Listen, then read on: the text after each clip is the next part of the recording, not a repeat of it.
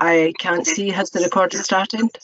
I've just clicked it now. My internet's, there we go. A little slow, but it's starting now. Many thanks indeed. Okay, so formally, good morning everyone and welcome to this meeting of the Sutherland Community Partnership. Lovely to be here. First thing we'll do is the welcome and apologies.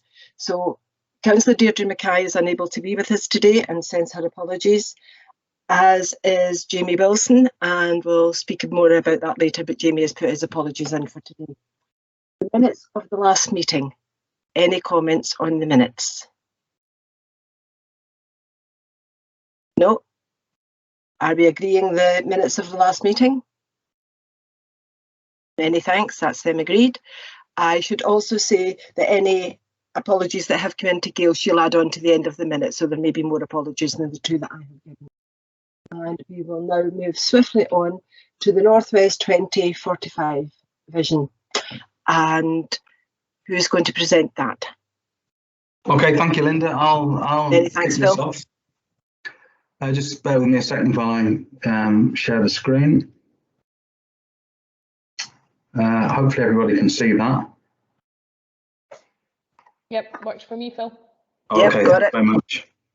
Okay, well, good morning, everybody. Thank you for the opportunity, giving us the opportunity at Northwest 2045 to make a presentation to the community partnership. The Northwest 2045 partners want to develop a strong and lasting relationship with Southern Community Partnership and its partners so that we can work together to develop sustainable communities in the Northwest. We're a diverse mix of landowners, community groups and agencies, and some of them are here today and we're going to be doing a presentation and hopefully it'll run smoothly. There's quite a few handovers. There's quite a few people at the end of fairly remote broadband lines, but we'll do our best. I think it should work. I hope you find the presentation both engaging and exciting, and there will be an opportunity for discussion and raising points at the end of the discussion. So I will just hand over now to Joanne Clark. Thank you. Thanks, Phil.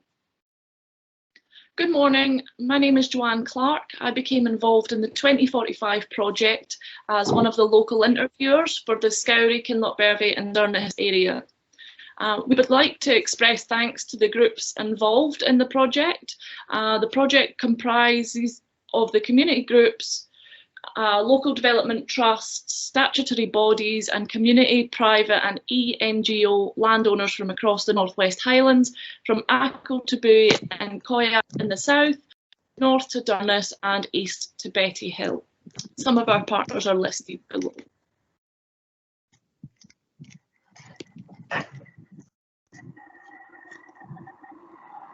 If we could change it, please, Phil. Yeah, I've changed the slide. It's still showing as partners for me. Is that the same for everybody else, is it? No, it's objectives for me, Phil. Must just be my internet. I'll carry on. Okay, thank you. The Northwest 2045 project aims to co-create a community-led long-term vision for the future of the Northwest to 2045.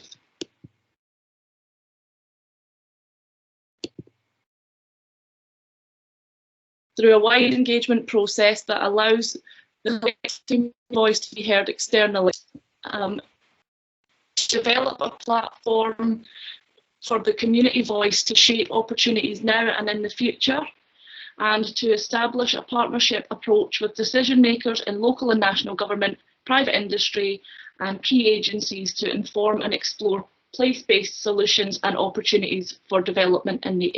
I'll hand you over to Sophie. Thank you, Joanne. My name is Sophie Edwards. I was born and raised here in the Highlands and I live in Tongue, and I was also involved in the interview process and have continued being involved with this project. I'm going to be looking at our methodology. So in terms of the methodology of this project, a draft vision was developed. This was drawing from discussions with local community groups, key stakeholders and findings from previous consultations. An initial draft was created with a view to test through interviews, surveys and workshops. A young person survey was then distributed. This was back in January, February, with 91 responses. This was a survey covering those that currently live in the area and also including those that had moved away due to work or study, with a chance to hear their views for the future of the Highlands. 8 young local interviewers, including myself, were then trained and recruited for this project. We felt it was important for this to be a community-led project, and therefore the collection of opinions be gathered by those that were living within those communities. So in April, 8 interviewers were recruited and trained from across the Highlands, engaging with their own communities. That was 3 from Coyac and Assynt, 2 from Scowrie, Kinlochbervie and Durness, and 3 for Tongue and Betty Hill. We completed 64 in-depth interviews throughout April, whereby a cross-section of each community was covered, gathering views and ideas and the chance to test this draft vision. This was across education, employment status, sector, age, and across all settlements. A targeted list developed alongside to fill any likely gaps to ensure a really broad representation.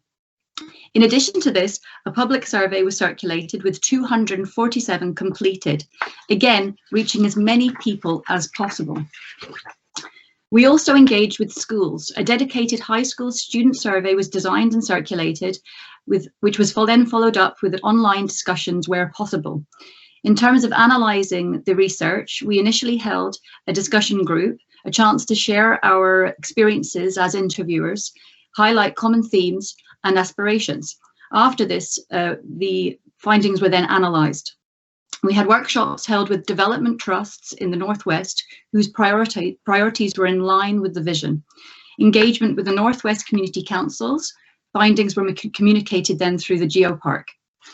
We then held 3 community workshops. These were Zoom workshops to share the findings with the people of each locality to shape the next iteration of the vision. We just have the next slide and we'll look at the key findings. So there was a strong feeling expressed that the area is threatened by irreversible decline. There was a common thread of concern surrounding, for example, the falling school roll. The idea that this be a major concern. Once a school is closed, this can really truly devastate a community, and this was a big fear. Many also feel the area has been disadvantaged and ignored by successive governments, essentially a remote island-like community without the benefits of actually being an island. There was a desire for a revival of a thriving community life with all ages involved. Many people felt that young people and families can have a powerful effect in uniting and revitalising our small communities, and this is really necessary.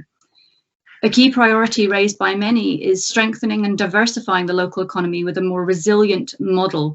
So diversifying, broadening the range of jobs and job security.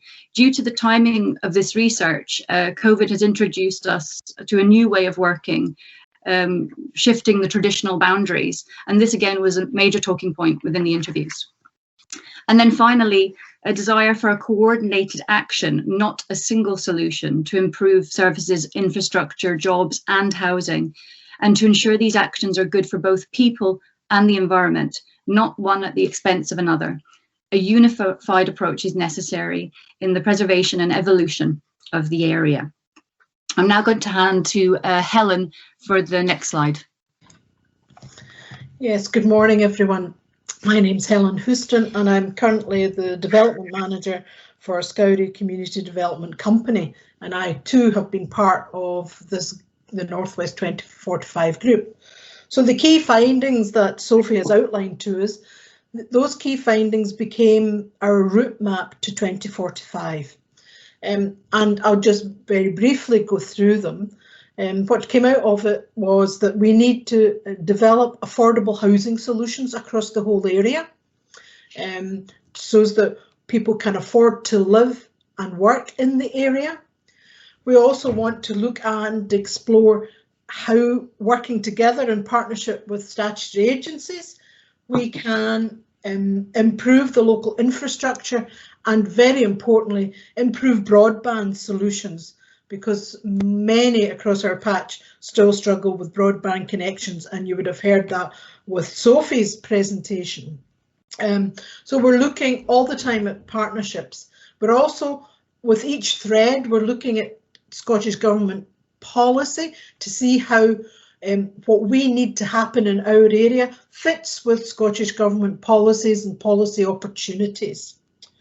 So we're looking to produce a place that's really attractive for young people and families to live and work, so that our schools stay open and they can still remain at the heart of our community. We also have been looking at the possibility of developing multi-use hubs, because we feel that within these hubs there'll be opportunities for communities to come together, for spaces for new businesses to thrive, and thereby creating a new diverse rural economy. And again, looking at how that fits in to new public policies, the green recovery, just transition. We need to be ahead. We need to be ensuring that we can link in to the new opportunities. We're also looking at the scope for a local food strategy for the area. Now, we are absolutely clear and understand that the Sutherland Community Partnership already has that strategy in place, and we would like to see how we can fit in and work together on producing more food locally, and again getting that sort of circular economy going, and again hopefully creating new business opportunities. Our other strands are developing new approaches to land management, and including through the RLIP. We're very, very pleased that Highland Council have identified our group as a group that can take forward one of the 2 RLIPs that Highland Council have. And I think this moves our Northwest 2045 forward to the next level, where we'll be further engaging with even wider group of people within our area to see how we can continue to work together to ensure that our landscape and our natural capital can benefit from anything that we're going to be doing into the future for the benefit and for the resilience of our community. So one of the other things that we want to do is invest in community resilience and voice, and this is really about the whole democratic process. We have huge concern around the democratic dearth that we're going to have if we lose yet another councillor, and we know that Sutherland Community Partnership is concerned and Highland Council is concerned about that as well, and we are equally concerned because we feel that the voice of Northwest Sutherland will be diminished, not because our 2 councillors, if that's what we end up with, aren't trying, but just because of the sheer the scale of the job that they will have to undertake. So we want to see how we can influence anything that gives local democracy a bigger voice, and so we can then by 2045 be living in an area where communities have the ability to determine their own prospects, and again looking into and seeing where we can fit in with the local, with the Scottish Government policies. Phil, thank you. Okay, so here are some of our short-term actions, and as you can imagine, that all falls out from the roadmap. So a place that is attractive for young people and families to live. So housing, which we've said, and nowadays, as Sophie said, we realise and people realise that they can actually work from home. So we need to ensure that we have the infrastructure in place so that if people want to come and live here, they're not put off by the fact that we can't connect and connect well into any of the local infrastructures. So we're also at the moment looking again at the case for the multi-use hubs, and we're exploring that and hope to continue to look to explore that with the statutory agencies, because I think that's really important that we do get key workers out into the Northwest Sutherland. Because at the minute we do feel like we're an island, that we've kind of been overlooked, and part of it is to influence the Scottish Government to look at the area as it has done with the island communities, because we've seen some research that actually shows that we are far more disadvantaged in Northwest Sutherland than the island communities are, and we need to sort of politically get that message across to politicians at all levels. Although I know, Linda, we don't need to convince our local politicians. So the development of all of these things is really important for the survival. And I know that sounds maybe dramatic, but really it is for the survival of Northwest Sutherland. So thank you very much for listening to this bit of it, and we hope at the end of the day you will endorse wholeheartedly our vision. So now I would like to hand over to Ewan. Thanks, Helen. That was great. I'm Ewan McLachlan. I'm a development officer with the Asset Development Trust, based over in Lochhinver, working out of the Mission Building, as many of you know. Our achievements to date have been quite substantial, particularly when we all came into this at first, we thought it's another talking shop, but it's not been. We've actually managed to bring this group of people together from everywhere from ADT through to wildland, ATW, no Zs, ATW will do. Broad, diverse range of partners. We sat down, we worked our way through this. At times we had a consultant, Annabelle, who was great with us.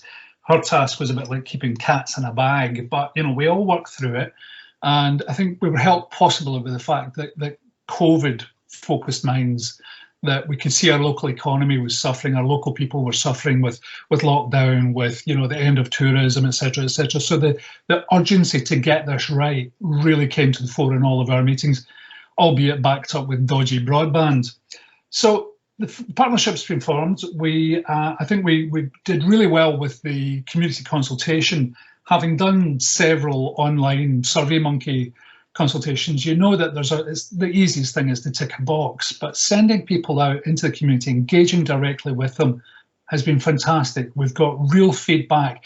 You can get as much reach as you want, but it's engagement that's the important part here. And you think about it, we've got a population roughly between 2,500 to 2,800 people. We had about 10% of the population actively took part in this survey, which is way beyond your normal sort of like online survey. So the development of the vision, it's been long, but it's been right. We've worked our way through it. We've been open to everything. We've tried to think expansively. We've not got everything. It's not the perfect vision. We know that there are elements of education and health that we've not hit yet, that we need to talk to you guys about. We need to talk to our partners and create new partners to actually firm this up, so that we're all going in the same direction. We all, for all the reasons that Helen spoke about there, this endangered land that we live within, and our depopulation, and it's again, one sort of throw aside to the fact that we are sitting in an area where the average wage is £9,000 less than the rest of the Scottish average. That's appalling. That needs addressed, and hopefully the vision can do that. So in order to do this, we've engaged with ministers and MSPs and councillors. We've consulted with them all along the way. The vision document, is currently sitting in the desk of the Cabinet Minister responsible for this, and we're looking to feedback from them. We're hoping that they will fully engage with it, endorse it, and as Helen mentioned earlier on, look to the Islands Bill and what we can do for the Northwest. One of the successes we've had, which I think is really indicative of how much progress we've made, is that, as you'll know, Highland Council were allotted 2 slots for the Rural Land Use Partnership. One went to Aviemore, to the Cairngorms National Park. And as we've been building the partnership, Highland Council asked the Northwest 2045 if we could take this on, because we've already created quite a partnership here. We need to add more people. So we've got the we've got the pilot. Northwest 2045 have asked Asset Development Trust, they've tasked us with hosting the project manager. I've just fixed up the advert yesterday. It should be going out today. So expect something in your inbox. We want to share that as widely as possible. There's no point in us bringing up someone from a consultant from Edinburgh or further afield. We want to find somebody locally, somebody in the north who understands the issues that impact on this community. So, you know, that we'll share that later, and if you can share that yourselves, we'll look forward to hopefully getting a good breadth of candidates coming forward for it. The next steps are to identify how the vision aligns with our partner objectives. It's fairly simple. We all know the problems, finding the solutions, working together. So we're seeking partnerships that help to deliver this vision, and it gives us an opportunity to develop the voice of the remote rural Northwest. In essence, think of the North 2045 as a lobbying group that goes directly to the Cabinet so that we can actually get a seat at the table and discuss the problems that impact on our communities, our threatened communities. So that's enough from me. I'm going to hand over to Rich now. Thanks very much. Hi, morning everyone, and thanks very much, Ewan. My name is Rich Williams. I work for the Geomuir Trust, and my role with the Trust is I'm Land Operations Manager for the north of the country. So that I cover our properties at Sandwood Bay in the far northwest, Kunyag, and down to Skye and Knoydart, obviously out with Sutherland.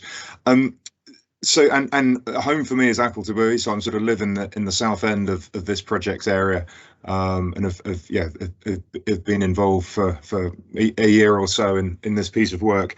So I'm just gonna I'm sort of the kind of tail end. I'm going to wrap up our presentation over the next couple of slides, and really looking to the future and how we hope we can work with yourselves to our best mutual advantage.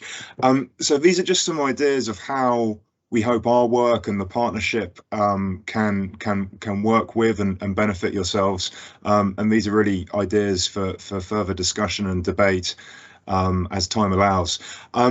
So we hope that the work that we've done can help offer SCP a credible voice for the remote northwest area, and in turn demonstrate that SCP is truly representative of the whole areas and particularly the sparsely populated areas that we're have been the focus of our work. We'd like to work together with you guys to help sort of further develop and refine the vision. It's very much, we view it as an initial vision, as it were.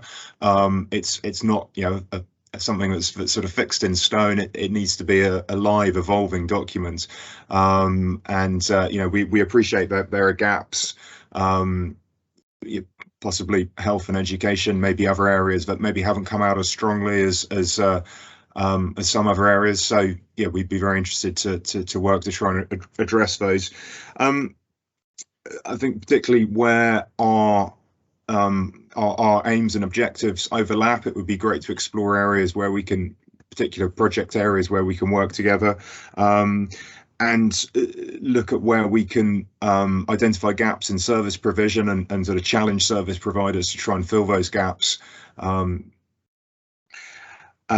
then finally, to hope we can, you know, collaborate on new emerging issues and agendas as they come out. Many have been mentioned by others ahead of me this morning, so I won't go over those again. But I think, you know, collectively, hopefully, we can you know, work together to help raise Sutherland's political profile and, you know, ensure a better deal for people locally across the whole area. So Phil, if you could just, yeah, thanks Phil. So really kind of, these are, I guess, kind of questions for topics for further discussion. Firstly, how we can both work together to support achieve each other's aims. I mentioned that any gaps in the document, and finally, as has been mentioned earlier as well, we'd be absolutely delighted if the Sutherland Community Partnership would be happy, willing to adopt the vision and the work that we've done. So I'll hand back to Phil just now, just to wrap up. Thank you very much. Okay, thank you, Rich, and thank you to everybody for doing the presentations. Sorry if it was a little bit clunky, but we've brought people in from all over the Northwest, so I hope you appreciate hearing those different voices. Linda, can I hand back to you now, please, to see if there are any discussion points that people want to raise? Absolutely. What a terrific presentation. Well done, guys. It was really quite something.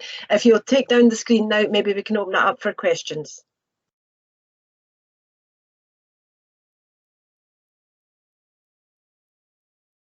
Okay, I'm not seeing hands, so if I'm missing you, please shout out.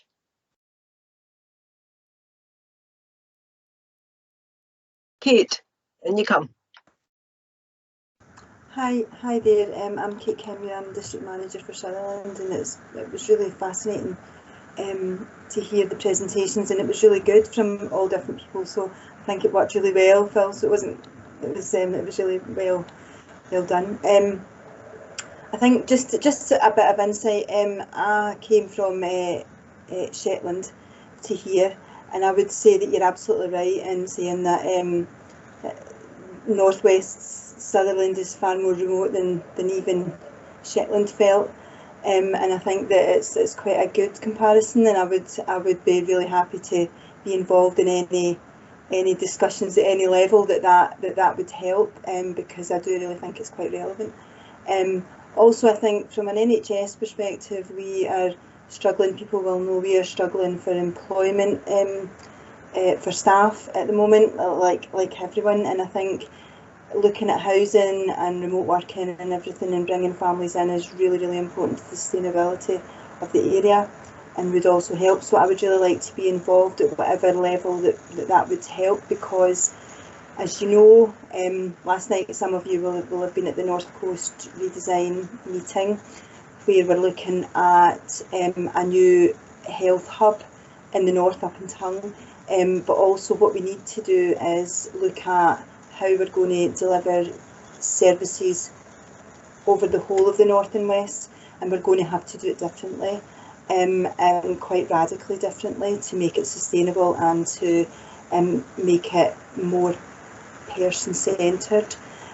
So I think there's a lot of work that I'm going to be doing over the next few months for the emergency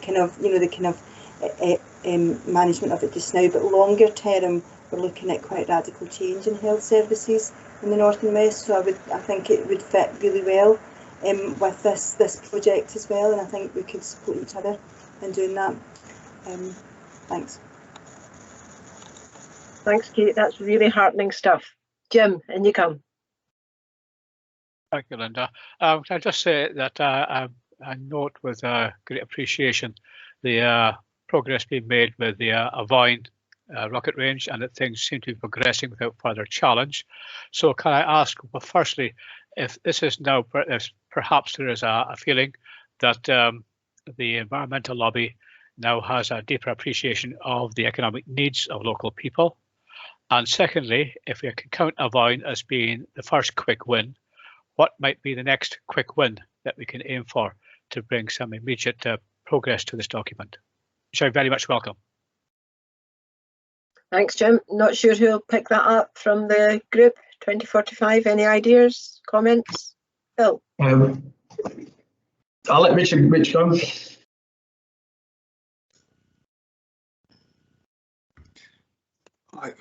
Thanks, Phil. Yeah, I think to be honest, the spaceport, it's not a project I have particularly been involved with or know a massive amount about. So I'm probably not best really to comment on that one. But in terms of kind of the next sort of big wins, I think really the focus, it feels like really the focus needs to be on housing. That just feels like the key thing that underlines so much of what we've presented and talked about. So exactly what that might be, I'm not 100% sure, but I think it should be the focus, and I think having an overarching strategy for the area and seeing where we can deliver best would probably be a good starting point. Thanks, Richard. I now have 3 more questions at the moment. I have David McLeod, Helen Houston and Phil Tomlin. I will start with David McLeod. David, in you come. Thanks, Linda. My comment is it follows on actually from the last two speakers, because the spaceport is very much a live issue here, and we've just had the great news that it's going ahead, because all the hurdles seem to have been passed now. The problem that arises though immediately from that is housing.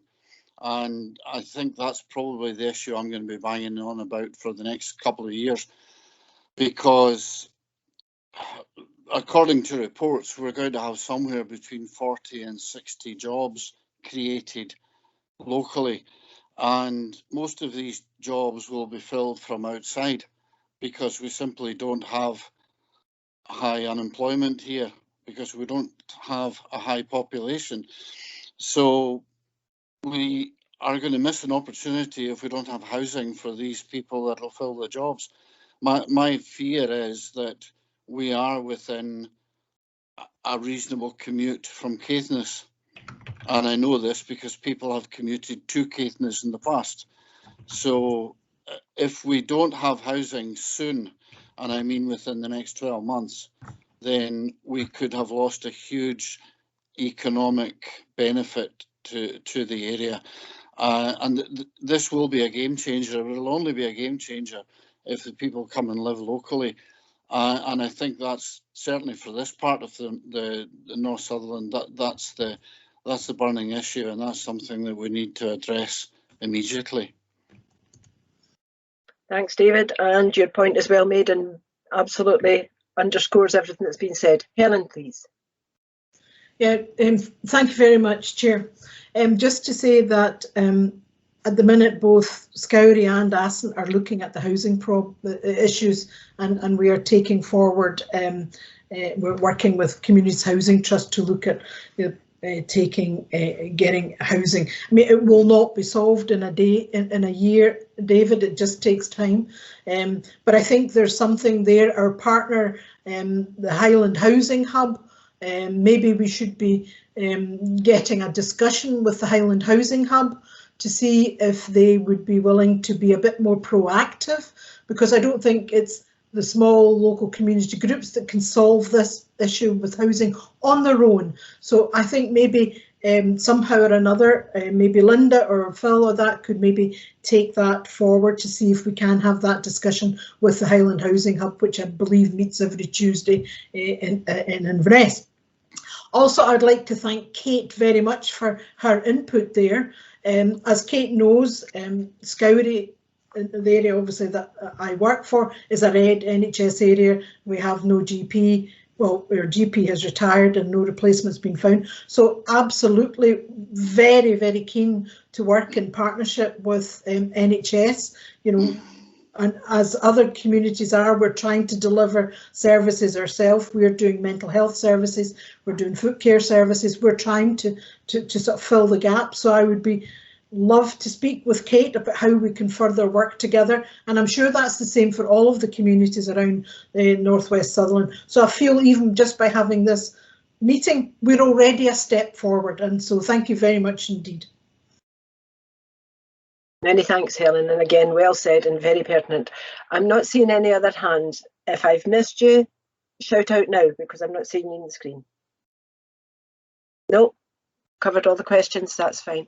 I'll say thank you to the group for the presentation. It was really informative. I think it was bang on point, and you've done a terrific job, and we know there's a power of work going on out there. So, Jim, just before I move on, you want to come in? Chair, are we going to formally endorse and adopt this plan? Well, I'm going to ask the committee. That's not my decision. I know democracy's messy. What can I tell you? So yes, we are going to ask, are you willing to formally, as a group, adopt the 2045 plan, which I would commend to you? And are we agreed that we will have it as a standing item coming forward in future partnership meetings? Again, agreed. And Phil, were you coming in? I was actually just going to offer that we would be able to provide a regular update back to the partnership. You've just covered that point, so thank you very much. Many thanks, everybody, and a huge well done to all. We'll move on to the next item now, please, which is a further presentation from the Flow Country World Heritage Bid. And we have Stephen Andrews and Joe Perry with us, I believe. Hello. Hi there. Hi, thanks for the opportunity to speak to you today about the World Heritage Project. I'm going to be speaking about it. I think Joe's going to be sitting in the background somewhere, but I should definitely acknowledge that he took this project a long way forward, and I'm kind of taking it on from him.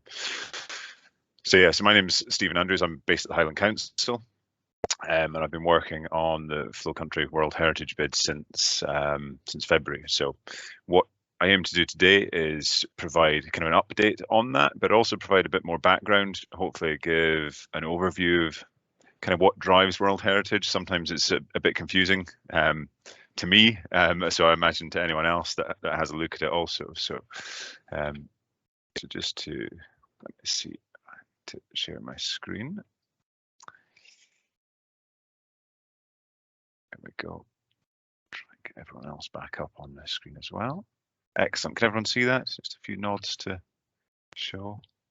Yeah, it looks like there's some nods going on there. Good. So yes, the Flow Country and moving the World Heritage Bid forward. So just to give an outline of what I'm going to speak to you about today. Well, I mean, you guys know fairly well where the Flow Country is, but I think it's always useful to kind of highlight that, and actually we're getting very close to having a draft boundary together as well, so I'll be able to kind of share that with you. Then I just want to kind of go on to the background, how we've got to where we are now, and who it is that's bringing this forward and how that's kind of working. Then I want to go more into talk about World Heritage and kind of, yeah, what is it and how is it that this concept of outstanding universal value is supported. So to look at that, we look at criteria that we're nominating the Flow Country for the integrity of the site and the protection and management. And then, oh, that's flipped forward for no good reason. And then I want to move on to talk about some of the challenges and some of the balances we're having to kind of to strike, and then talk about the progress and the timeline that we're working to, and then some of the opportunities perhaps that this is going to present the area.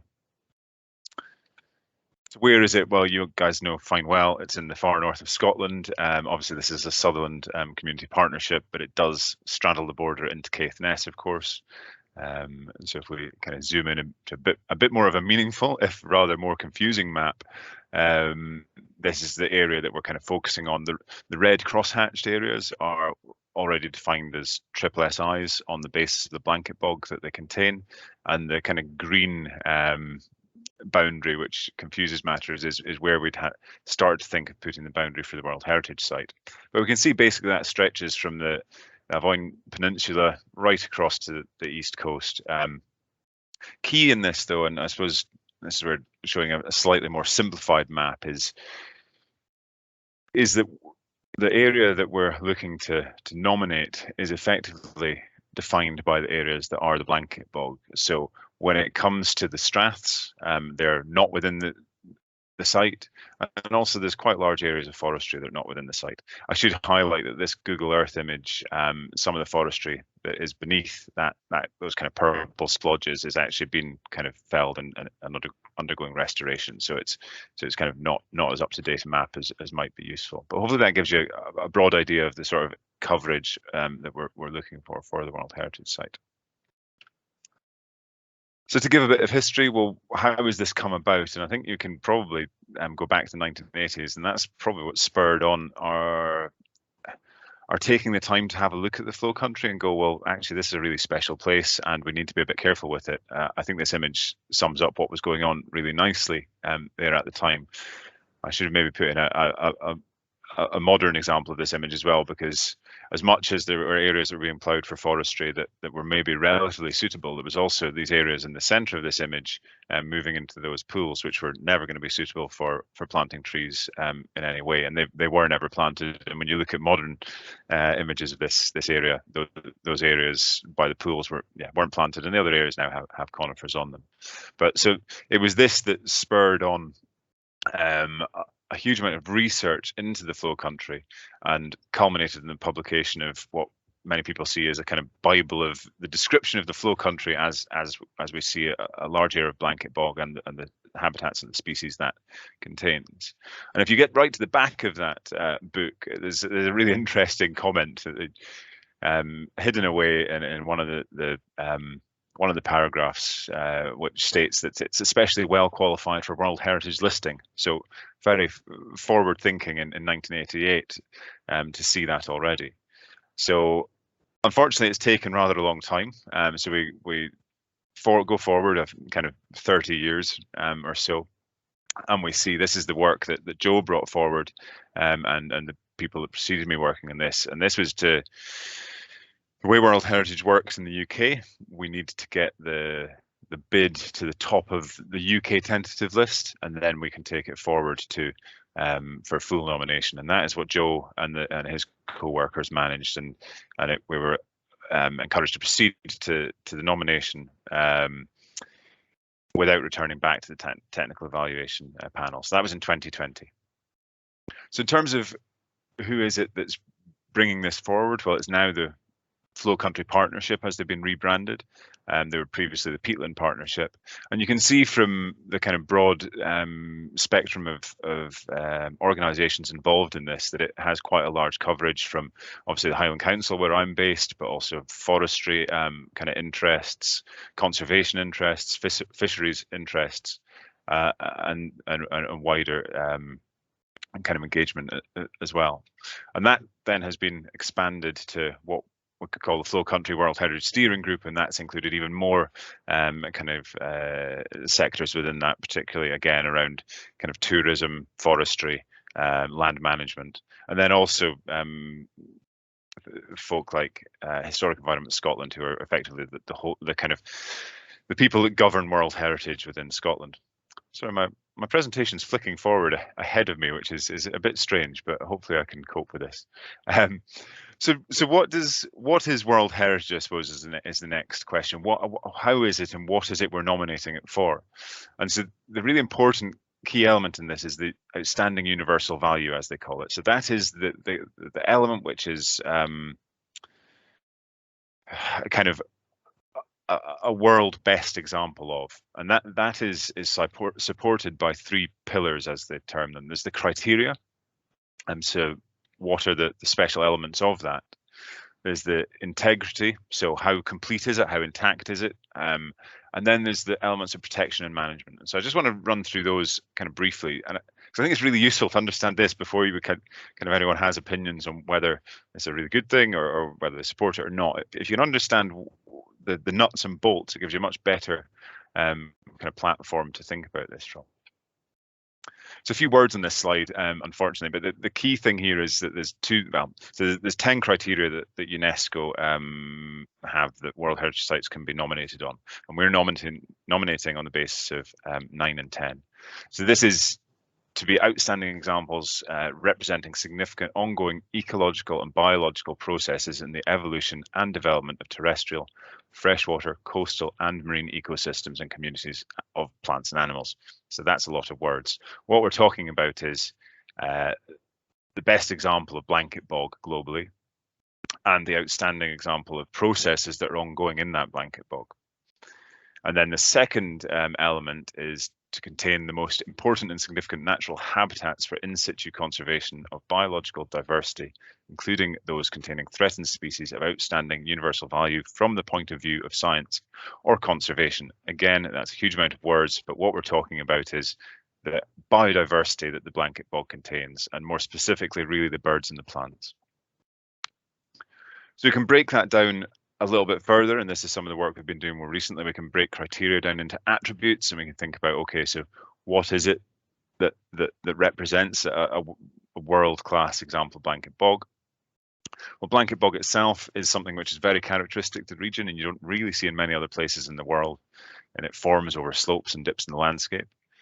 We've got a really diverse, I mean, as you guys know, living across this region, you know, it's obviously a bit wetter in the west and a bit drier in the east, and we've got slightly higher, more rugged terrain in the west, and that fades off to the east as well. So there's a huge amount of diversity across the area, which means that the blanket bog itself changes in its form. Also, this blanket bog started forming around 8,000 years ago. So actually we've got this fourth dimension within it. So we've got the kind of the record that it contains of the evolution of that area through that time. And then the last element there is talking about it as a natural laboratory. It's maybe some of you have seen scientists walking off into the blanket bog thinking, goodness, they may never return. Luckily they do, and they publish on what they've found, and it's that element of ongoing research which is really important. It forms, you know, anyone that wants to study blanket bogs in the world, they want to come to the flow countries. It's a really important element. So in terms of the outstanding ecological processes, I think there's certainly the first element here is really high on our list. This is about carbon sequestration and storage, and we all know about the climate emergency which is ongoing, and blanket bogs and peatlands in general are one of the best sites for the sequestration of carbon. So it's a really important process that is ongoing within the peatlands. There's then a second element, which is the water quality and riverine habitats. So we think about some of the inhabitants of those freshwater habitats, because the flow country is effectively a massive water filter, and the water that sheds from it goes down into the rivers, and those rivers support pearl mussels, European eel, and the Atlantic salmon. So actually, from a fisheries point of view, protecting the flow country and making sure it's in good health is really, really important. And then there's the elements around outstanding biodiversity, and this is talking about it rather than species we don't see anywhere else in the world. What it's really about is we see a combination of species that we don't see anywhere else in the world, and so it's a really, you know, if you wanted to see all the species you see in the flow country, you'd have to travel far and wide to try and see them, whereas we get to see them all in one place, which is really special. So I just wanted to kind of have a look at a couple of these elements just quickly, just because they're nice areas to look at. This is actually, Google Earth is an amazing thing, isn't it? This is an oblique view from Google Earth looking across Knockfin Heights. So I'm trying to think that's probably across the border into Caithness, isn't it? I'm trying to look at people to nod or shake their heads, but it's looking west, so we're looking across the Ben Grahams, and certainly Sutherland is in the background. But we see these sorts of environments all the way across the region. So what I've just highlighted there is some of these different, what we'd call kind of hydrological units within the blanket bog. And so we've got a spur mire, so where the bog is forming down a spur of land. We've got valley side mires, where the bog is kind of forming on both sides of the valley, and we've got those that form in saddles, so between where the kind of two hills kind of meet. And so I've just highlighted them on the map down at the bottom right there, which kind of hopefully for those that are comfortable understanding the topography displayed in Ordnance Survey maps, you can see the sorts of features they're blanketing. But they're hydrologically distinct. That means that the water flow within them is kind of contained, but they all link together, and it's that linkages which forms this blanket bog, and as you can see in this image, goes off into the distance and is all linked. And so it kind of highlights one of the key importance when protecting blanket bog is that things from out with those hydrological units can affect the hydrology in there. So we need to be really thinking about it in those terms, how everything links together, not just, oh, there's a nice bit, there's a nice bit. When we get down and have a closer look at these blanket bog environments, this is a image I took just short of the Crask Inn, so looking west on a particularly fine day, and we can see these really amazing colours of the different mosses that we see. We've got a Rachymitrium hummock on the left there, really characteristic of the blanket bog environments. We've got a beautiful patch of red sphagnums down in the right, and then all of this reindeer lichen, the kind of white coloured stuff, when you get in and look at that incredible kind of structure within it. So these are some of the kind of species that are really important within this environment. And this is just a closer up, you know, we all love sundew and the way they help eat the midges, because we could do with a few less of them. And the beautiful colours we see within the sphagnum mosses.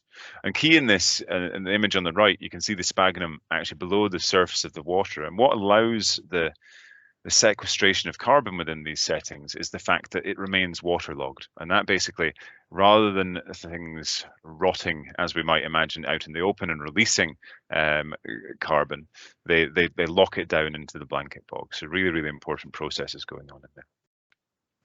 And then of course we've got some of these beautiful iconic species we have. This is a golden plover. I think, you know, when you hear a golden plover calling in the spring, they're just a really beautiful sound they make. So there's lots of species out there which are part of our a kind of wider community in a strange sort of way. You know, those sounds make up the place we live.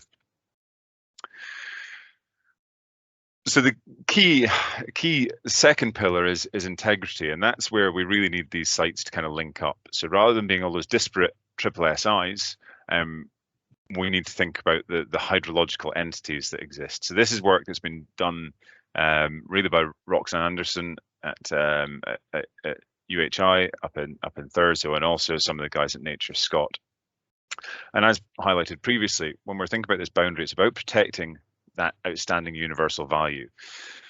And within that, of course, we've got to consider how the land is used also. And the blanket bog is largely, or the areas we've defined are largely away from the straths and hopefully kind of removed somewhat from a lot of the other land uses going on in the area. And then, of course, is the protection and the management to consider that third pillar of outstanding universal value. And I think this image is a fantastic image in showing the varied and many land uses which go on in the region. This is just beside the River Strathy. We can see just above the lettering of protection there, this beautiful pool system, almost kind of pristine blanket bog setting. Just to the right of that, we can see the plough marks of previous kind of improvements, trying to improve the area for grazing. In fact, you get down onto that land, you can barely see those anymore. They're effectively being reclaimed by the bog naturally. Then down to the right, we've got some new plantation of conifers, and some up to the upper right of the image where they're actually obviously mature and being harvested. And then we've got the wind farm in the top there. And wind farms are very divisive of opinion. It's an interesting situation here where the wind farm here has led to the felling of the forestry. And in fact, then they've put that into kind of reclamation as well in terms of trying to restore that back to blanket bog as well. So it's all of those land uses which I think are the biggest challenge probably in the protection and the management of the site, and it's getting the right balance in the way we approach that. So thinking about those key challenges, and I think it is all about balancing these. I mean, as the World Heritage Site nomination kind of steering group, it's about trying to get consensus on how we go about making this bid for World Heritage status. And so on the first kind of scales there, we've got kind of industrialization of the landscape, degradation of OUV. We're talking here about potentially wind farms and forestry. But on the other side of the scales, well, we've got community support and political support. We need to balance those. And then if we dig a bit deeper into that, well, we can actually think that it's never that simple, is it? We start thinking about, well, wind farms in particular, and you go, okay, well, wind farms are really important for helping fight climate change, but at the same time, actually, we need to protect the blanket bog because it's helping sequester carbon. So it's getting the right balance and thinking about the policy, thinking about protection, thinking about development and jobs and how we balance those issues. And of course, just on the right-hand side there, really important in my role is thinking about the time, because at some point we need to get this bid completed and submitted. So that brings us on to the timeline. So first stage of this that I've kind of run through already was the technical evaluation was accepted. Then I've come into this post, and what we've been doing is writing up. So the World Heritage nomination dossier is effectively writing a small book. We've got to write elements around well, the description of the site, what condition it's in, how we want to protect it, and so on. So that's a huge part of the work that's been going on with various partners. We've had to start the mapping, which you can see is getting near completion, and then briefing, which is kind of partly what I'm here today doing to you guys. I'm trying to tell you what's been going on, and that's involving communities, councillors, MSPs, MPs, and anyone else that's interested to listen, to be honest. And this is, at this stage, is a very informal, process. But once we have a lot of this documentation in place, of course, we need a wider and more in-depth consultation. And so our current plans for this, which are being led by Joe Perry, are to hopefully in the new year send out a mail drop, so as everyone's kind of seen what progress we've made, and within that highlight when we're going to have some hopefully face-to-face consultation events, going out to the communities, you know, being in village halls, wherever will have us, and allowing people to drop in and give us their opinion on the various elements. We're also looking at various ways to do some online consultation as well. I think there's some really nice ones I've seen done by Sustrans recently, using maps, online maps that you can kind of drop notes on, which is very, very important for this, because it's a very sort of geographical kind of element we need to consult on. Once we get all that feedback, we then will look to edit the nomination, the various elements of it, and then submission by the end of 2022. There's then an inordinate amount of time until we get a decision, and this will be taken up by visits with UNESCO or IUCN, coming across and having a look at the site, and a whole lot of other stuff going on, and then eventually a decision in 2024. So there's kind of one further element to this, is thinking about, well, preparing and opportunities. I'm fairly confident that this bid will be accepted. It's a case of getting the communities to feed into it when we can, to be able to incorporate that feedback, and then thinking about, well, what is it we need to do potentially to prepare for this, because there is a huge opportunity if we have a World Heritage Site. People travel from a long distance to visit World Heritage Sites, and we like to think that the sorts of tourists that want to visit a World Heritage Site are what we might term slow tourists, so people that want to come and spend time in the area. But then the question is, what is it that we are offering them? Now, I've put up a couple of maps, one from the Flow Country website, showing some of the tourist attractions, and then the Venture North website, which has myriad attractions and things to see and do. But it would be interesting to see how many of those actually refer to the Flow Country, and how people access it, and how people visit it and can appreciate the place that it is. And I think the Flow Country in particular is somewhere to appreciate. You need to spend time, and you need to get out and get into it, not too deep. I think the immersive experience is a term I've tried to stop using, for fear that it might lead to full immersion. But there are a few examples there. I've put down some links to other examples of World Heritage Sites, the Jurassic Coast and the Tasmanian Wilderness, where you can kind of go and see those links afterwards and have a look and see what other places have done and how they promote it, and how they've managed to bring benefits to their area as well. But I think in future kind of contact on this, we might get the previous coordinator of the Jurassic Coast to maybe come up and talk about how they managed to make best use of that resource. So hopefully that's given you a reasonable overview and not got too confusing when it's come to the kind of the world of World Heritage and how it's defined. But I think it is really useful to get some understanding of that, because it helps you then understand the decisions that we're trying to make in drawing a boundary and promoting the area. Then obviously the key challenges, these are the key challenges, they're always going to be there, and we just need to get that balance, and that's why consultation and communication is really important. Hopefully you'll see that we're managing to progress this, and I just like everyone to start thinking about, well, what is it, and what are the opportunities, how can we kind of capitalize on this, because hopefully it is on its way.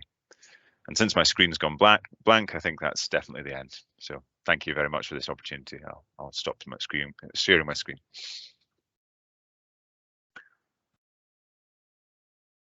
Thanks, Stephen. That's helpful. And any questions from colleagues across the room? Councillor Jim. Thank you, Linda. That was very informative indeed. It gave me a really substantial insight into what's going on. I found it very encouraging to see the list of organisations which are involved, which are floating on top of the bog, if you like. My questions, I always have an interest in landowners. So are the landowners who are entitled to this land on board, more or less? I notice that there's a certain area to the west of Feig, I'm aware, which is a very mixed kind of ownership. And is there any great commercial benefit accruing to them directly from being involved in this? There's an estate just to the west of me, which has gone on. This has been sold for substantially more than the asking price, and the story it is for carbon credits. And I just wonder if there's a similar kind of enticement which will apply to these organisations, these individual landowners. And it'd be interesting to see if there's a list of them in the public domain. Thank you. Yeah, I would say that, I mean, consultation with the landowners is ongoing, and I'm hoping to give a presentation to a substantial number of them in the coming month, actually. In terms of any financial benefit directly from the World Heritage Site, no is the answer. It's an accolade which they might be able to take advantage of. I would like to think things like being able to, I mean, the estates have got a huge resource in the tracks they have out there and the access they have to this land. And when you look at what other kind of really wilderness experiences in terms of World Heritage sites have, it's often kind of safaris out into that. Safari is a strange word, isn't it, to use for the Highlands, but you know, that sort of thing. And that's where there'd be an advantage. The whole, yes, the whole carbon credits side of things is a whole different and evolving world, which we're kind of not part of particularly, and we're aware of, and I think it could be something which is valuable in terms of some further benefit coming from the World Heritage Site. How that is managed is a whole different conversation to the one that I'm involved in, I suppose, is the simplest way to put it.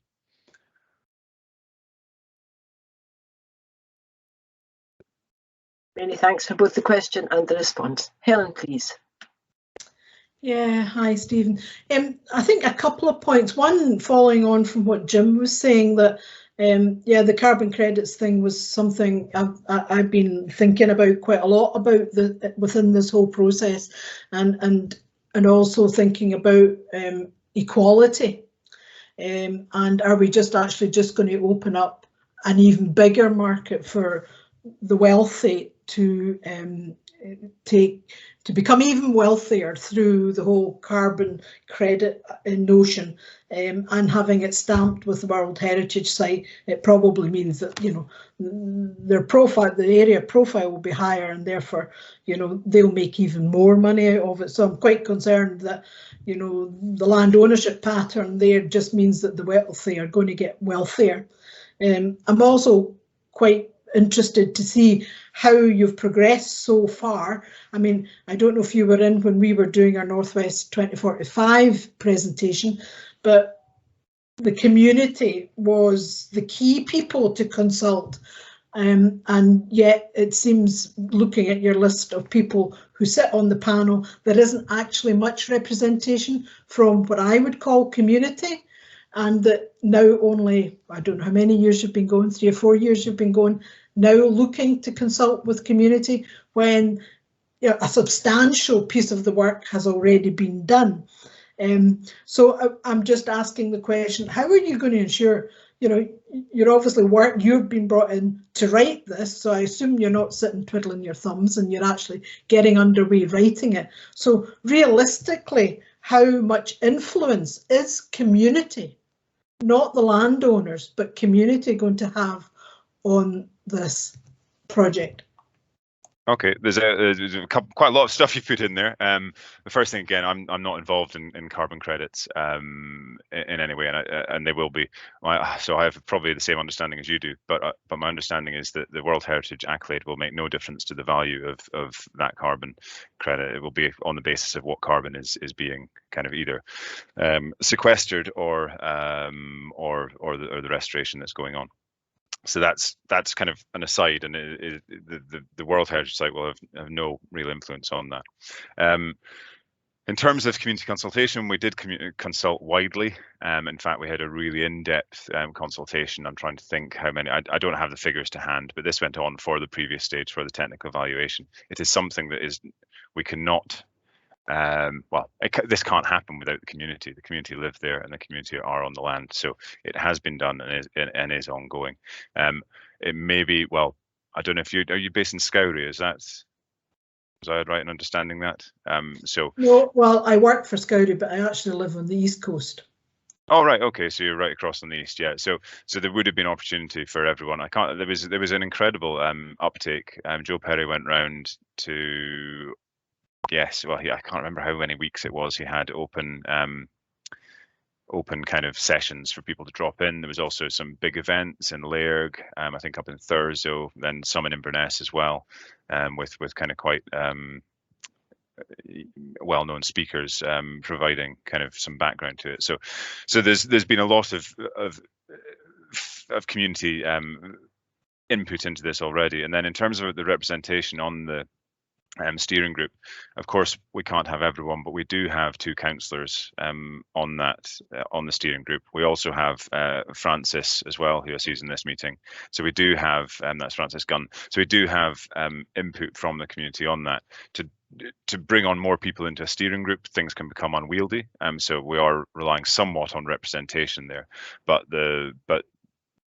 don't get me wrong, the having the community at the heart of this is really important, and being from the area, that's something I hold close to myself as well.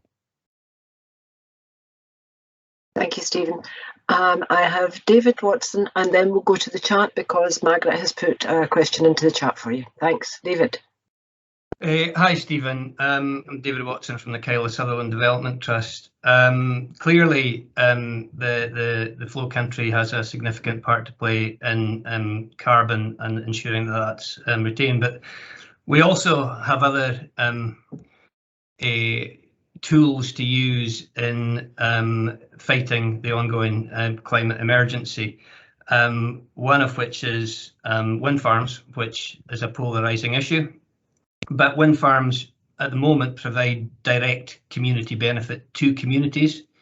And historically I worked for the Cairngorms National Park Authority, and as you'll know, in national parks there is a planning law against wind farms in there, and most of the communities there really find it difficult to push forward community initiatives because there is no community benefit funding coming to them.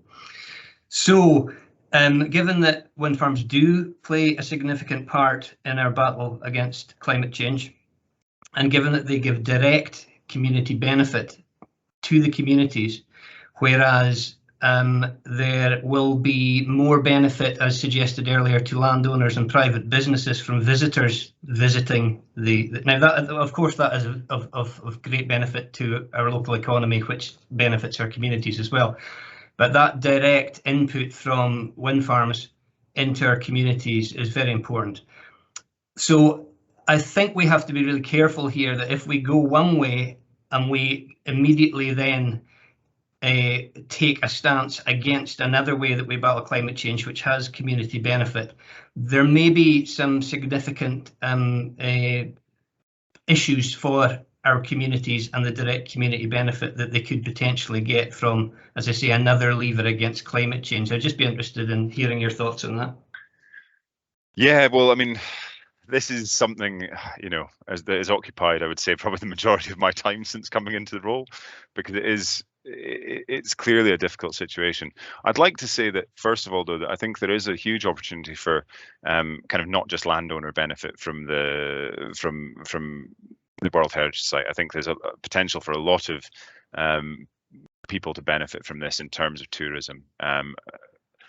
It's interesting actually as to whether the more traditional estates have it in their mind to kind of go down the route of kind of more ecotourism, and I think there is something which is emerging. I think when you look at the likes of Allerdale, a bit further south from the flow country, and probably areas down the Cairngorms as well, but I think it's something which maybe hasn't flourished so much further north, and I hope something maybe could. In terms of the wind farms, yes, we spent a long time speaking about this. As you see from the steering group, we clearly have people which will be on both sides of the fence there. The key thing as it stands is that, so you'll be aware of the planning classification in terms of where wind farm developments occur. So you've got kind of band 1, band 2, and I think probably band 3 and a few more. And national parks are in band 1, so there's a presumption against development of wind farms. World Heritage Sites would be in band 2, so that's they're allowed, but any adverse effects would have to be mitigated against. Now, as we look at the development that's happened and is ongoing, developers are not focusing on effectively the World Heritage Site. And that's not because of the World Heritage Site element, it's because all of those areas are triple SIs and they're Natura designated. So that's the SACs and SPAs. I'm sorry, this is probably going to lose a lot of people. It loses me because I've had these conversations with Highland Council planners a lot. So currently the area of which we are wanting to define as the World Heritage Site would not be the area where these developments are happening anyway. And in fact, the amount of mitigation that has to be made if you're trying to build a wind farm on 10 meters of peat is so great that you're not going to really want to do it. So the opportunities, I think, for development still are there. I think I would say, however, on the other hand of other side of that balance is that as a World Heritage Site steering group, we would have a responsibility to protect that outstanding universal value. So it is about getting that balance right. But I and the steering group more widely completely appreciate the difficulty in this, and in fact, it's not even just a difficulty from the point of view of kind of half of the community wanting wind farms and maybe half of them not wanting wind farms. It's actually also looking at the policy of Scottish Government, whereby there's a commitment to protect the blanket bog and a commitment to build wind farms. Now, it's all about striking that balance, and I think everyone involved in the World Heritage Site bid understands that, and that's coming back to community engagement. That's come from the community engagement that was carried out initially, I think, which was on a much wider proposed boundary and was kind of poorly understood as to what that boundary meant. And then also, as you'll see from the kind of people we have in our steering group, we've got both ends of the spectrum in terms of pro and anti wind farm, and of course we've got the councillors there as well. So we've hopefully got that covered. But I know that's not really answering your question, but I don't think it's a question that can be answered. It's a case of being aware of both and being able to balance them effectively. Thanks, Stephen. If I can direct you to the chat where Margaret Brown, NHS, has asked, on wider issues, is there a risk that those in receipt of carbon credits take them as an allowance to carry on being profligate with energy in their businesses? Oh, I'm going to keep on saying I don't. Yeah, it's a great question. I don't have much to do with carbon credits, and I don't think that all, what. I don't know what I'm trying to arrange a meeting with some of the guys at Nature Scott to understand how the carbon credit kind of market is potentially going to evolve. So hopefully I'll be able to answer that maybe better in a future kind of engagement here. But yeah, so yeah, I think I'm just going to say I don't really know. I think we need to make sure that when we're talking about carbon credits that we've got the facts in front of us, so as we really know how that's shaping up, because I don't think it's fully defined yet how that's going to work. So yeah, we need to try not to speculate too much and try and engage where possible.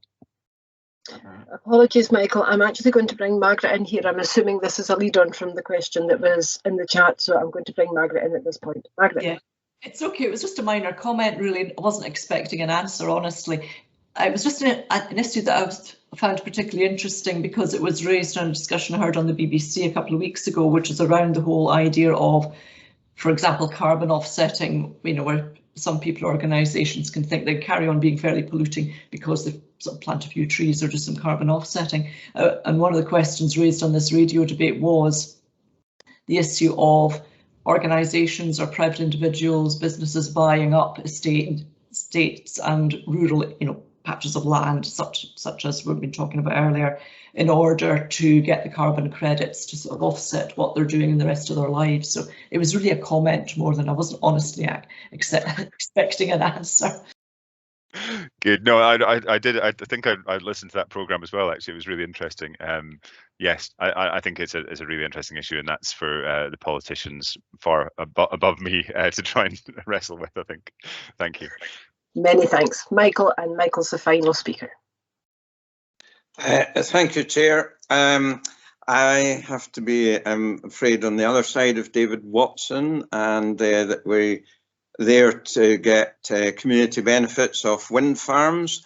I'm actually in the process of fighting a particular wind farm that Nature Scott has got down, like we've said that national parks are to be, excluded from wind farm developments, but Nature Scott has said in this particular one of a 37 turbined wind farm that a national scenic area, which is number 2 in the category down from national parks, is also being contested to be against wind farms. plus the factor being at the moment. Your question, please. Yes. Well, really, do we need to have more wind farms put in an area where we are seeing constraint payments to the tune of Sutherland 68.4 million paid out? Thank you, Michael. Stephen, you can't give a definitive answer on that, but if you'd like to comment, no comment, that's absolutely fine. Yeah, well, as I say, I mean, it's you know, it's a balancing act, and it's not this. Well, certainly specific examples are nothing I can comment on, but I think it's about being aware of this, and as a World Heritage Site steering group, thinking about how we balance the concerns of the various people, because both sides are totally valid. And thank you for your question, Michael. I have to admit, I was a very late adopter to the whole environmental ecology programme, etc., etc., and I would be very, very keen to see younger people, and I'm thinking even down to the nursery schools, and work done with them around. I don't much care for catastrophic language, but it was used earlier on in the 2045 that Sutherland was fighting for survival. I genuinely believe that, but I believe so is the world. And the way to start that is by informing and educating and bringing up further and further. There'll be many, many different approaches to this. It'll be a blended approach. No one approach will be right. And Sutherland today does an awful lot on the back of wind farms. I'm not allowed to comment on that being a councillor. That'll be 100 letters straight away. But the fact is, that is what's keeping a lot of our economy going. There's pros, there's cons, there always will be. So I think we need to be open to a blended approach. But if we don't understand the fundamentals, there's no chance of us getting it right. And I would like to see our young people brought on and brought along much, much sooner than I came to the table. So well done. I appreciate, and on behalf of the members, we appreciate everything you put into this. They're not members, they're colleagues. I forget where I am, it's an age thing. But on behalf of the people around the table, many thanks indeed.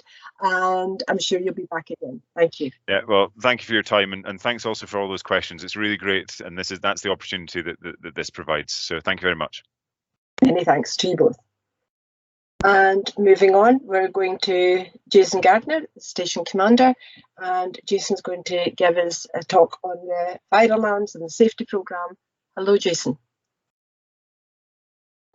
Yeah, thank you, Chair. I'll try and keep this as brief as I possibly can. And I think my first challenge is trying to share my screen. Just bear with me a second.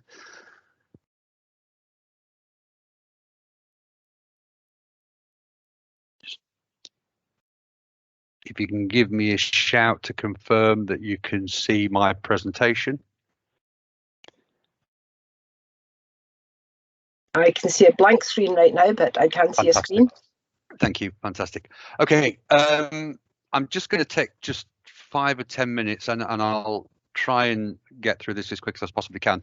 For the end of the presentation, if you want to have your phone with you, if it's got a camera facility on it, the last screen is something that you might benefit from capturing with your phone. But effectively, we're getting inundated at the moment with requests for information about the law change for domestic smoke alarms, which takes effect from February 2022. It's a change in the law pushed by the Scottish Government on the back of the Grenfell fire, and effectively, as a result of COVID, we as a fire and rescue service successfully argued and the government agreed to push it back 12 months. It's relatively simplistic in as much as every domestic property by 2022 must have linked smoke detection. And to conform with the new law, you must have one smoke alarm in every hallway or on every landing. You must have one in the main room of habitation, which in most cases is the living room, and there must be a heat detector in the kitchen, and they must be linked. Now they can be linked either hardwired through the main wiring system of your home, or they can be Bluetooth linked. It really doesn't matter. In addition to that, you should also have a carbon monoxide alarm if you burn any fossil fuel. So whether that's a log burner, coal, oil, gas, you should have a carbon monoxide alarm. That doesn't need to be linked to the rest of the alarms. but that is the standard that will take effect from February. If you're a private homeowner, the expectation is that you will predominantly need to fund that yourself. There are a couple of exceptions to that, and I'll cover those in a moment. But if you're a private homeowner, you really should be making steps now to either buy the Bluetooth alarms from various suppliers that you'll find across the internet or on the high street, or arrange for your local electrician to come and update the system you've currently got. If you're a tenant in private rented or in council rented, those steps should have already been taken. This has been the standard for rental for a number of years now across Scotland. We've been way ahead of England, and most private rented or private landlords have already done this. The Scottish Government have put a grant available for landlords if they're struggling financially to achieve it, but you need to speak to your landlord. And if you've got any concerns, by all means, contact us at the Fire and Rescue Service, the Scottish Fire and Rescue Service, and we will give you advice. If you're low income household, if you're on pension credits or you're disabled, there are a number of grants available. Care and Repair are leading that, and again, the Scottish Government has put a pot of money to one side to enable those on various benefits to apply for that and to get support. Realistically, for the average 3-bedroomed house, the estimated cost for the upgrade is around about £220. That's the figure that's been discussed. And if you're an extremely high risk or vulnerable homeowner or household, if you contact the Fire and Rescue Service, we do have a very limited means to support those at extreme risk, and I'm more than happy as the station commander for Sutherland for you to contact me, and I'll put you in touch with our community safety teams to ensure that we give you as much support as we possibly can. Now, in terms of the use of your smartphone, if you want to hold that to the screen now and scan the QR code that's on the screen, that will direct you to the Scottish Government's website, which has got a raft of information on it. All of that will give you information as to where you can get advice, where you can link up for grants, but it's also got a frequently asked questions section, which will answer most questions, which probably will cover most people's situations. If you do need any kind of support, by all means, my email address, or you can contact me through the partnership, and I'm more than happy to discuss where I possibly can any particular concerns or worries you may have. But that's the end of that, and I'm more than happy, if I can get my little pointer to go where I want it to answer any questions you may have or point you in the direction of any support we can give you. Thanks, Chair. Many thanks, Jason. Hugely important, absolutely hugely important. Members, do you have any questions for Jason? Councillor McGilvray. Not so much a question, Chair, but a very pleasant duty. I note that this will be Jason's last meeting, I believe, attending the Southern Community Partnership. And I say that with deep regret, because his presence and his attitude has been really greatly appreciated over the time he has been with us. It seems such a short time since he first arrived, but he's become a very positive and public face of the fire service in this county. And although we wish him well moving forward to his next step in his career, it is with great regret that we really don't have him available to us at future meetings. At the same time, we know where he lives. But I'm sure I speak for everybody, and I hope to see him regularly to Craiglea on the Emble Beach walking his dog still. But I'd like to put on record for, and I'm sure I speak for everybody, our deep appreciation for Jason's contribution. It's a context I'll say again, that whenever I see council meetings mentioning community partnerships, Sutherland is also also always comes across as perhaps the leader in this. And I think that's due to, in great part, to what people like Jason have done for us and carried us forward very positively. So thank you very much, Jason, for your time with us, and all our very best wishes as you move forward. Thank you, Councillor. Across the partnership. Many thank you, Councillor. Yeah, just very, very briefly, and then it'll save me with any other business at the end. Thank you very, very much. Thank you to everybody who's been involved with the partnership. It's been the greatest privilege to have sat alongside you, to have been the station commander in Sutherland for 5 years. I don't know where the 5 years has gone. It seems to have gone in the blink of an eye. We faced so many challenges together, but again, my privilege has been to be part of what I believe is one of the best community partnerships in Scotland, without a shadow of a doubt. And I echo what the councillor said.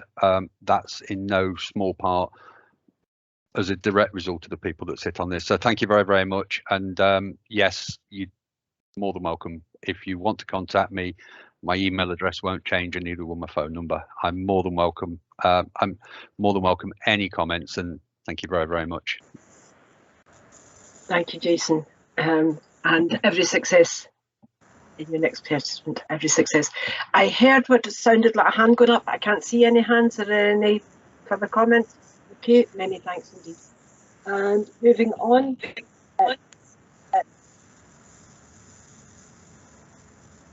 Sorry, is somebody wanting to come in?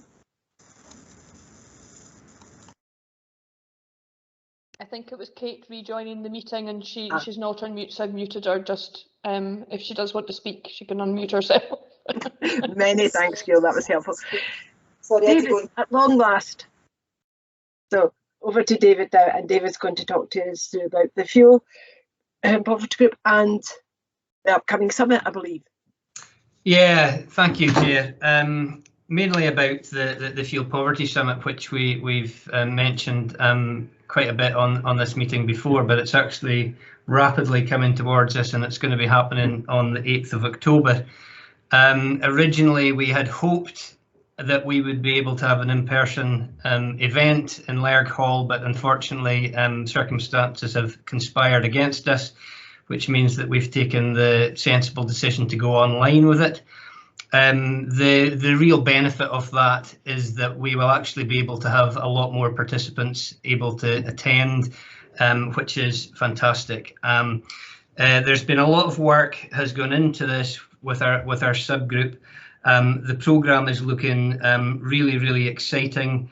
The start of the programme will look at the current fuel poverty programmes that are in place. Then we will look at the national picture, and then the Sutherland picture to really drill down into what's affecting our community in particular. And given the role that I have with the Kyla Sutherland Development Trust, I know that fuel poverty is rampant in our communities and is not going to get better unless we do something significant about it. And then we've got our keynote address from Kate Forbes, the Cabinet Secretary for Finance and the Economy, who's going to talk about how the Scottish Government aims to address rural fuel poverty, which is really exciting to have Kate there. In the afternoon after lunch, we've got Magnus Davidson from UHI and Professor Donald Hirsch from Loughborough University to talk about electricity generation and the minimum income standards. And then we've got Changeworks talking about decarbonisation models. And then in the afternoon, we look at the economy and where we're going to go forward. And Ian Sinclair from Highlands and Islands Enterprise is going to talk. And then we've got Marie Todd, our local MSP, who's going to give a view from the constituency. And then our chair, Bob Grant, is going to talk about the next steps that we take. It's a really, really timely event because the Scottish Government is going to be forced to release a fuel poverty strategy later this year, and what we really want is to get Sutherland's voice heard in there, and we want to make sure that given the rurality of our communities that we do have a just transition to zero carbon, and that the fuel poverty doesn't get worse as a result of the changes that we're going to have to make to move away from carbon and away from the fuel that we're so used to doing. Most of it, we don't have gas here, most of our households are fueled by oil and electricity, which is actually something that is very expensive, as everybody knows. So the event will go ahead, as I say. It's an all-day event on Friday the 8th of October, exciting lineup that should be really, really interesting, but it also, we hope, can be really influential in providing policy and providing solutions for our communities. If anybody's interested, the link is available through the SCP, and Gail can fire that on to anybody who's wanting to sign up for it. And that's where we are. As I say, it's rapidly moving towards us, and I think we're talking about 3 weeks today. So there's a lot of work going on in the background to try and move this online, but hopefully it'll be a really successful event. Thanks, David, and thanks for all the work you've done on our behalf and on behalf of Sutherland. There's, between yourself and the team, there'll be an incredible amount of background work that's going on to bringing this together. And as you say, absolutely pivotal time to have this happen. Any questions, please?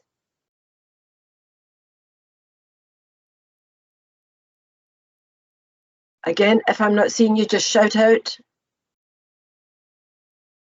Okay, so you're quite clear that all you have to do is get in touch with Gail, get the details there to get linked in, and something we all need to be up to speed on. So I would really, really encourage you to take part. You don't need to stay the whole day, but come in when you can. So that would be good. It's also important that we support the partnership when we put in this kind of effort and actually turn out. So whenever you can, please put it in your diaries and we'll see you there.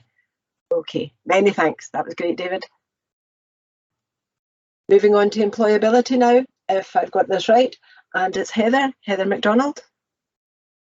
I'm afraid you've got me, Linda. Heather's had to step out. She's got another meeting, so I can give a little 10-second update if that's okay. Fantastic. So we were hoping that Heather was going to be able to stay long enough to introduce herself, but unfortunately she hasn't.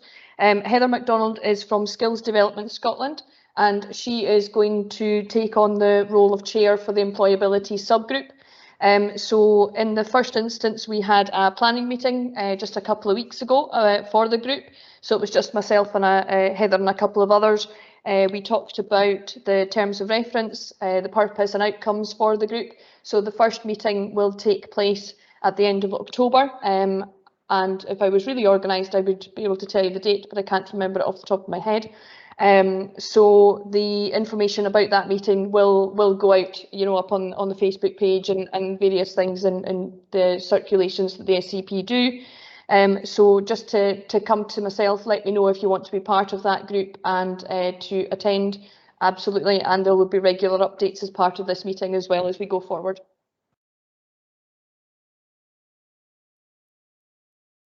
Jason.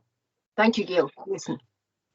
Just very quickly, Gail, can we have a conversation possibly at some point next week? Because I've been doing a piece of work at the moment, and we're currently sitting on about 42 vacancies across Sutherland with the Fire and Rescue Service. And whilst they are classed as, whilst it is classed as part-time employment to be an RDS firefighter, there is a really, really good wage to be earned there. I know there's been a lot of conversation about the age that you've got to be to join the Fire and Rescue Service, and that's fixed to 18 and nothing we can do about anything about. But I think realistically, there's a real possibility that the station commanders for Sutherland, Caithness, and the northwest areas could get together with you and possibly work to highlight the vacancies there are, the employment opportunities, and be a part of that. Yeah, absolutely, Jason. I can meet with you next week and then we can discuss how we can take that forward. No problem at all. Fantastic, thank you. Really good to know. Thanks, guys. Anybody else? Okay, moving on. And I believe it's now Jackie, and you're going to update us on mental health, Jackie. Yeah, hello everyone. Yvonne has, well, I think she was the driving force behind organising 2 stakeholders events, and we did that earlier this month. The youth event was on the 1st of September, and that was when I was able to attend, and it was really good. There was young people from all the high schools, including Ullapool across Sutherland, and they took part in 3 sessions, and there was a really lively sort of question and answering kind of part at the end. I think, Linda, I don't know if you'd agree with me, it was really good. And I think, I mean, all the sort of information for that will be collated and then put into into the child's community trials plan as well as the Pathfinder project. But, so I can't really sort of go in. I mean, all I've got is a wee snapshot of the bits I was in and some of the feedback. So we'll get all that together. But it was a really interesting event. And the other event was held on the 7th of September, and that was for all stakeholders. I didn't attend that event, but I understand it was really good. Gail, were you there? Do you have any feedback on that? I was there, Jackie. Yeah, my team and I supported that event as well, and I was one of the facilitators for one of the workshops. Do you want me just to go into the kind of follow up for that one just now? Yeah. So just to thank everybody, there was quite a lot of the partners were involved, took part. There was an afternoon and evening session. So just to thank everybody for their time and contributions. Just to make everybody aware that wasn't able to attend, Angela Platts, who's the new Community Support Coordinator for Sutherland with the Council, is going to follow up with the groups and organisations that weren't there so that we can still gather their kind of input and feedback, and I think that's going to be a really positive step as well, which will be really good. The next kind of step forward is that Yvonne is pulling together the input that we gathered from the stakeholder event and the youth event into a report for the Pathfinder project, which she's planning to do over the next kind of 4 to 6 weeks, and then we will, as the partnership, will hear updates and receive updates on that as that goes forward and the project takes shape. Thank you. I think that's all really. Thank you, Jackie. Any comments anybody wants to make? Okay, but I think we will acknowledge just what a success the Pathfinder was and all the work that has gone in. It's tremendous work that's coming forward. Helen. Yeah, just to say, I wanted to endorse exactly what you've just said there, Linda. I also was a facilitator for both of the sessions, and it was really, really useful. I think the issues identified are more or less the issues we know, but there was a common purpose, and I think what will come out of this hopefully will be something that the Sutherland Community Partnership will be really proud of and be able to grasp with the partners to move forward to provide a very much needed mental health and well-being pathway for people living in our communities. So well done, really good. Just a final comment before we move on from myself. One of the things I think it's really important that we around this virtual table do, and that is encourage patience within our own groups and across the partnership, across the development group, across the wider communities. This will take time.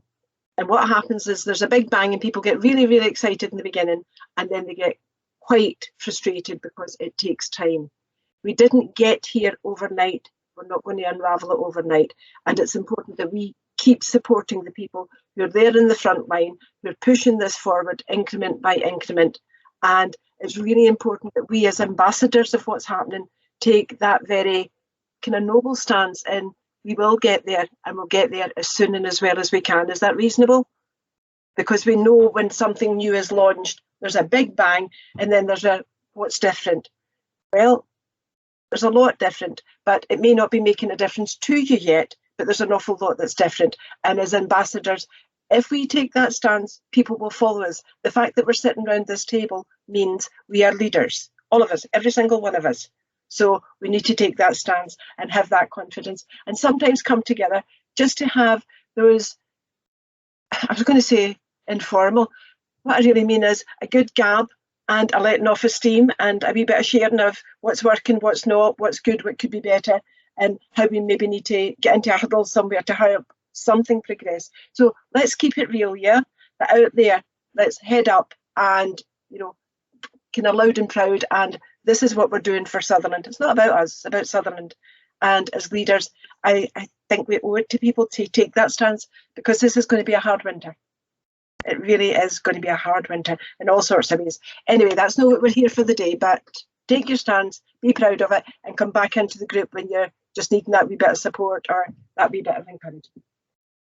So next we're going to the locality plan and the lead updates.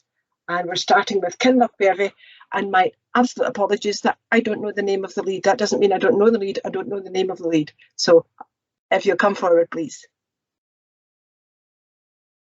Yeah, hello, Linda. I'm the lead for Kinlochbervie. I provided a written report. It's there in the.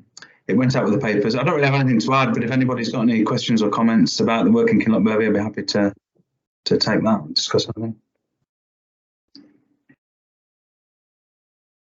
Gail. It wasn't directed at Phil, so don't panic. Don't panic.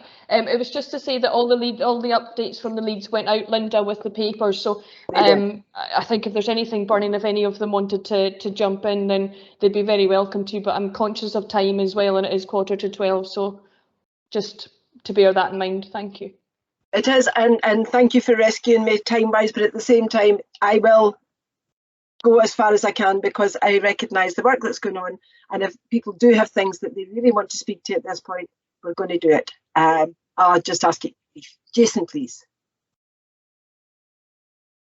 Yeah, thank you, Chair. Very, very briefly. I'm looking really to now hand over my lead, and I'll speak to David off table, and David and I will get together next week. And final meeting with me attending for the Carla Sutherland locality group will be on the 5th of October. But in the meantime, just for the record and for the minutes, I really would like to publicly thank David and Jodie Ross for all the support they've given me, and for the direction that they've pushed me in, and for everything they've done for me and for the locality that I've had the privilege of being a part of for the last 5 years. So thank you both, and I'll catch up with you next week, David. Many thanks. Any other comments from the leads, accepting that the papers are there? Nothing burning? Okay. Gail, I believe that moves us on to yourself, please. Thank you, Chair. Just two things I wanted to highlight with the group today that my team and I have been working on and have produced over the last kind of quarter. That, you know, obviously we've been doing a lot of work in the background and other things, but two things in particular. Laura and my team's done a lot of research and a lot of background into a broadband accessibility report, which was circulated with the papers. And the other thing that Jodie and my team's created is a DFIBS map. I'm not going to try and say the full word because I'll just stumble over it. So the two things are and will be available on the SCP website for everybody should they wish to follow that up. And just to note that there are some recommendations in the broadband report, and Laura is going to take a lead on following some of those up on behalf of the partnership going, you know, as we go forward with it. Thank you. Many thanks. Any follow-up questions for Gail? Comments? Don't be shy. Okay. Thanks, Gail.